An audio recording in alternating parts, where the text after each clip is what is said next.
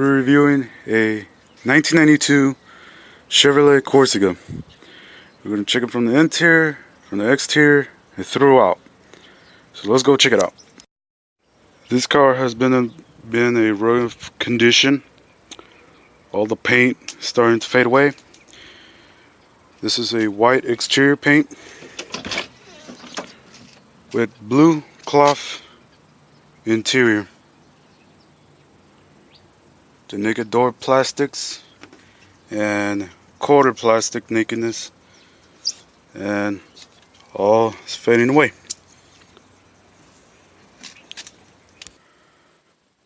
So the odometer got about 2,232,000 miles. Of course, I wish I can start this up, but I believe I cannot because there's problems with the car, so I cannot turn it on. Now this car has a 2-spoke steering wheel with the Chevy logo and a Corsica badging logo in the interior. It has a 3-speed transaxle automatic transmission.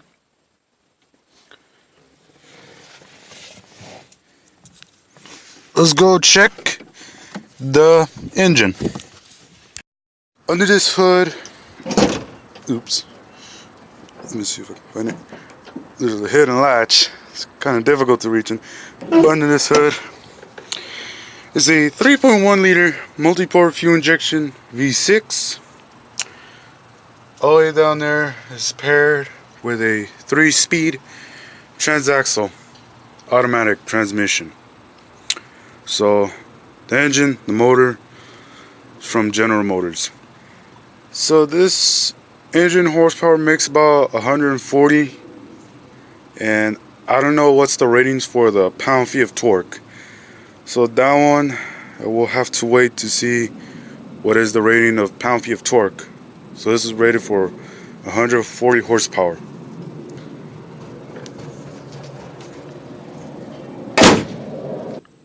Of course, back to the inside. Of course, a 2-spoke steering wheel. Got 3 levers, well, 2 levers for turn signals, high beams.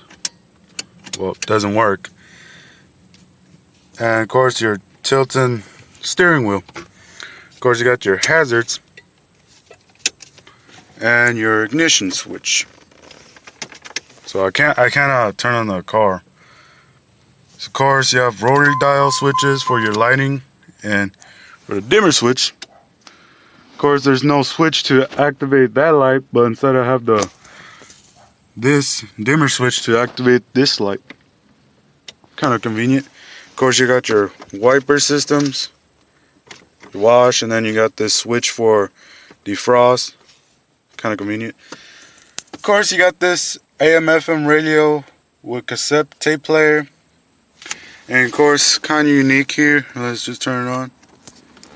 Well, that's not bright. So, okay, there we go. So, of course, there's your volume and your tuning. And also here, this is where you can control the surround sound. Of course, it's different type. Now this one, I've seen other cars, they would have a joystick for the surround, but this one has 2 rolling switches for the surround. Of course, forward, rear, left, and all the way right. And of course, there's these switches right here, the joystick switches. Now they're hard to tell which one is bass, treble, and some other stuff. Of course, so you got a lot here. Of course, you got your AC system, which doesn't work, but of course we had to remove the AC compressor and radiators. Of course, you got your power outlet with this cigar burner, as that's what I call it, cigar burner. Of course, in the middle you got your ashtray with a cup holder And of course the dirty mess, or don't want to use that, there you go. Power window switches, and of course this door does have a power lock. Of course it doesn't label. There you go. And of course you got your door handle and you got your door lock. And also convenient here, you got this joystick to move the mirror glass. Kind of convenient. The passenger also has that as well. Of course there's no plastic. Of course also here is your cup holders, and of course this thing well, it doesn't break, so okay, it does not want to work. Alright, let's try it another way. Okay, damn, had to take force. So of course that's your two cup holders. Of course you have one in the middle, so of course if you don't need that, then you don't need that. AC vents, of course there's two of them in the passenger side, two of them in the middle, obviously, and there's also one in the driver's side. Of course, now this is a convenient glove box right here. It's not like any regular glove box that you have in this car, but this one has a, well, it's kind of convenient here, has a slide out glove box. I did not know that until I started to play with this car with the glove box. So it has a slide in and slide out glove compartment, which I had no idea. Now of course you may be thinking, where are the stereo speakers?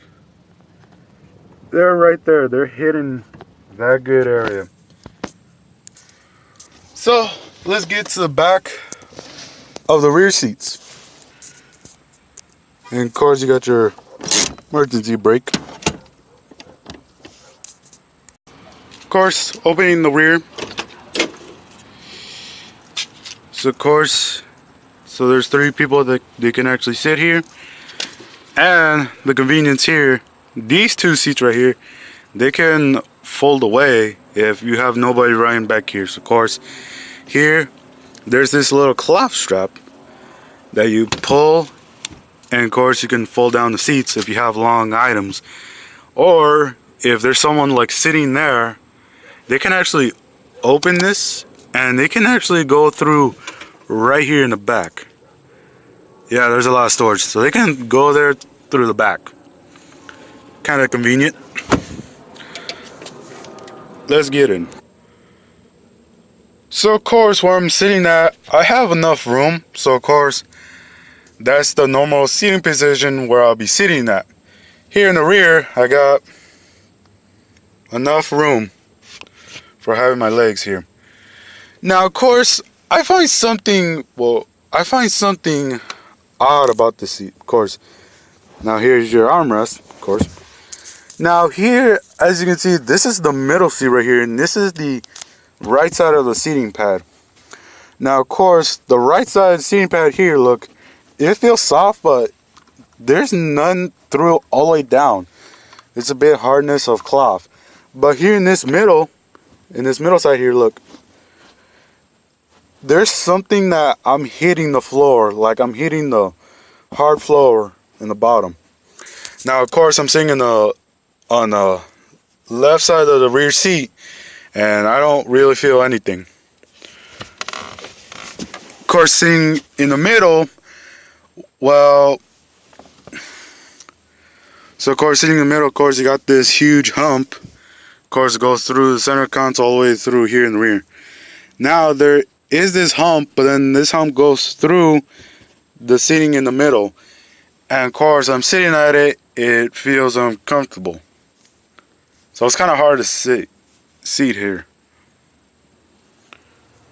So of course you got your handle here to close the door. Of course, power windows, and of course, if there's nobody like using the power locks, of course you can actually lock the doors yourself. Kind of easy. Also on the back here, of course, you got your cigarette ashtray. Oops. But it's kind of funny, this is actually facing upside down, so I don't know. That's how it is. And here we got a storage center console. Of course, you got the coin holder there, small storage, and you got the deep storage that goes all the way goes all the way deep.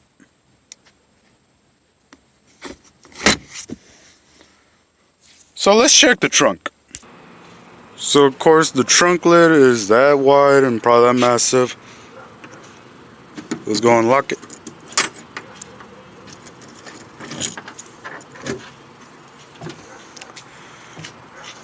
So yep, this is the entire of the trunk lid space. And of course right here there's a mounted light in the trunk lid. So yep,